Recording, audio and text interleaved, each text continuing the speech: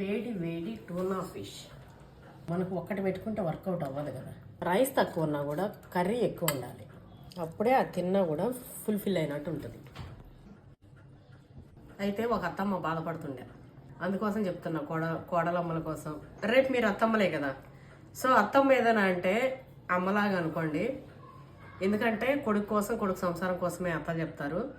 So అత్తమ్మ ఏమన్నా అంటే రేషానికి పోయి అత్తమ్మ మీద గొడవలు పెట్టుకోకండి. అది ఎప్పుడో జమానాలు అవుతుండే. అత్తమ్మల కోడళ్ళకి అన్నం పెట్టక చేయక అప్పట్లో అత్త కోడలు కూర ఉంటుండే, కానీ ఇప్పుడు అదంతా ఏం లేదు. అత్తలు కూడా చాలా మెచ్యూర్డ్ అయిపోయారు.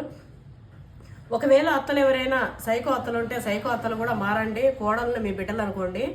అప్పుడు ఆ ఇల్లు స్వర్గసీమ అవుతుంది. ఎందుకంటే కొడుకు మామయ్య ఇద్దరు హ్యాపీగా ఉంటారు కాబట్టి, కోడలు అత్తమ్మ మంచిగా ఉంటే ఆ సంసారం సూపర్గా ఉంటుంది. నా చేపల కూర లాగా.